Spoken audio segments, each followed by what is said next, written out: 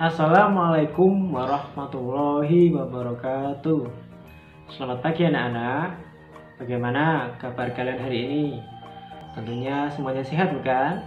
Alhamdulillah. Nah, kegiatan kita pada hari ini adalah belajar tentang tema 1, subtema 2, pembelajaran 1 dan 2 tentang pertumbuhan dan perkembangan manusia.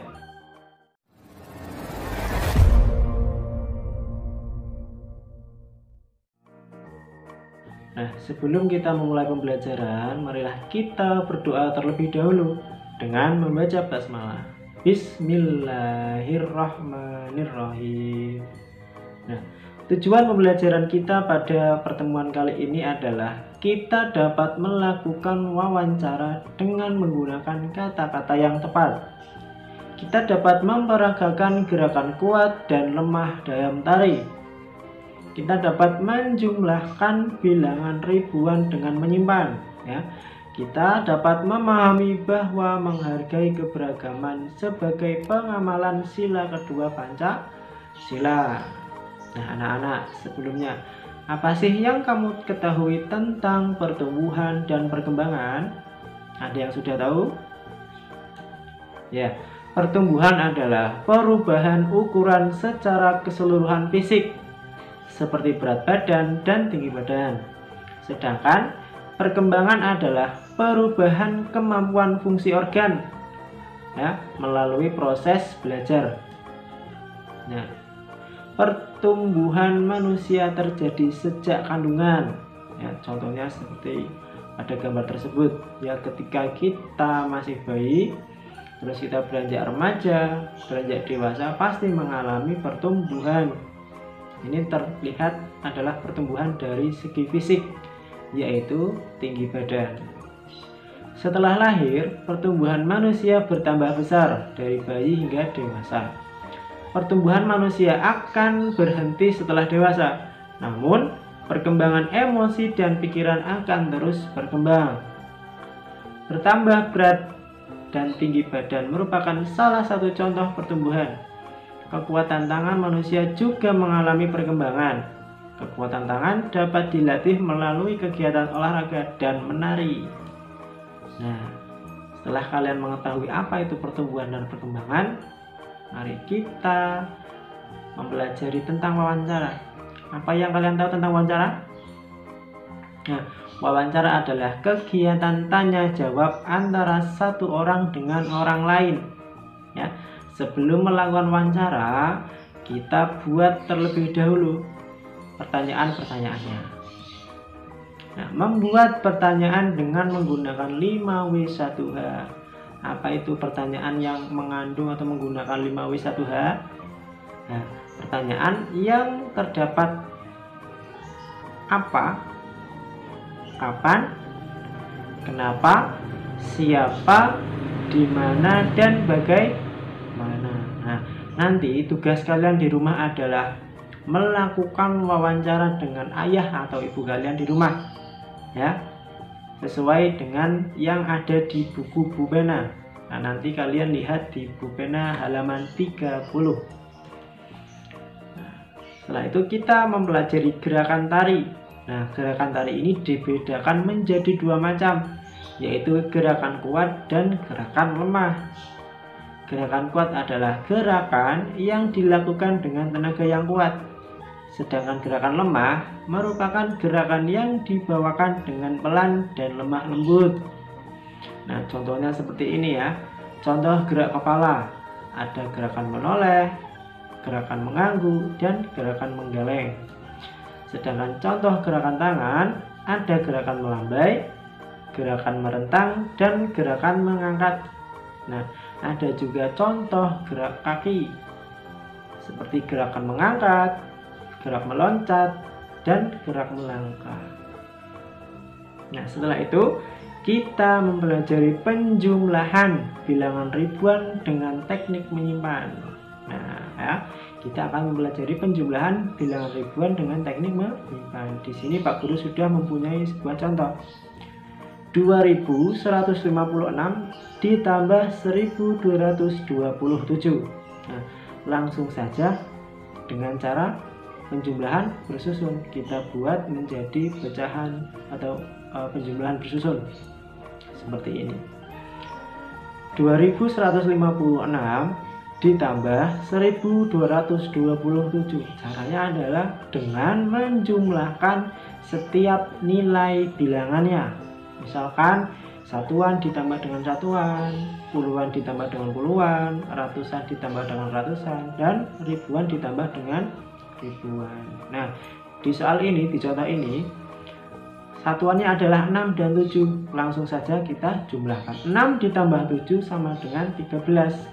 Ada dua angka, 1 dan 3. Yang kita tulis angka 3-nya saja. Ya. Yang kita tulis adalah angka 3-nya. Dan satunya kita simpan. Kita letakkan di depannya, ya. Kita simpan angka satunya. Kemudian langsung saja kita jumlahkan nilai puluhannya. Tadi masih menyimpan angka 1. 1 ditambah 5 ditambah 2 sama dengan 8. Karena ini hanya satu angka, langsung saja kita tulis 8. Kemudian kita jumlahkan nilai ratusannya. 1 ditambah 2 sama dengan 3. Karena ini hanya satu angka, langsung kita tulis angka 3. Kemudian kita jumlahkan nilai ribuannya. 2 ditambah 1 sama dengan 3. Karena ini hanya satu angka, langsung saja kita tulis 3. Nah, jadi 2156 ditambah 1227 sama dengan 3383. Contoh kedua, 3256 ditambah 2276. Langsung saja kita buat menjadi penjumlahan bersusun. 3256 ditambah 2276. Satuannya kita jumlahkan terlebih dahulu. 6 ditambah 6 adalah 12. Karena di sini ada dua angka, yang kita tulis angka yang ada di belakang. Yang di belakang adalah angka 2. Kita tulis 2. Angka di depannya 1. Satunya kita simpan. Ya, kita masukkan ke nilai puluhan. Nah, sekarang kita jumlahkan nilai puluhannya. Tadi masih menyimpan 1. 1 ditambah 5 ditambah 7. 1 ditambah 5, 6. 6 ditambah 7, 13. Karena di sini ada dua angka, 1 dan 3, maka yang kita tulis angka yang di belakangnya. Angka yang di belakang adalah 3. Langsung saja kita tulis angka 3. Satunya kita simpan dan kita masukkan ke nilai ratusan. Nah, sekarang kita jumlahkan nilai ratusannya. Tadi masih menyimpan angka 1. 1 ditambah 2 sama dengan 3. Ditambah lagi 2. 3 ditambah 2 sama dengan 5. Karena ini hanya satu angka, langsung saja kita tulis di sini angka 5. Kemudian kita jumlahkan nilai ribuan. Ya, 3 ditambah 2 sama dengan 5. Karena ini hanya satu angka, langsung saja kita tulis 5. Jadi 3256 ditambah 2276 sama dengan 5532. Nah, seperti itu anak-anak. Mudah bukan? Ya, sangat mudah sekali. Nah, langsung kita lanjut ke materi selanjutnya. Menghargai keberagaman sebagai pengamalan sila kedua Pancasila. Masih ingat atau tidak? Bunyi sila kedua Pancasila. Ada yang masih ingat? Ada yang sudah tahu? Ya, sila kedua Pancasila berbunyi kemanusiaan yang adil dan beradab. Ya, sila kedua Pancasila berbunyi kemanusiaan yang adil dan beradab, dilambangkan dengan rantai emas. Salah satu pengamalan sila kedua Pancasila adalah menghargai keberagaman. Keberagaman merupakan karunia Tuhan yang harus kita syukuri. Ya, keberagaman dapat memperkuat persatuan jika disikapi dengan baik. Nah, manfaat sikap bersatu di sekolah sebagai berikut. 1. Suasana kelas yang nyaman dan tertib, ya. Kedua, terjalin persaudaraan yang erat di sekolah. 3. Saling membantu jika mengalami kesulitan. 4. Mencegah terjadinya perselisihan. Nah, demikian anak-anak pembelajaran kita pada pagi hari ini. Tadi kita sudah mempelajari tentang wawancara dengan menggunakan kalimat yang tepat.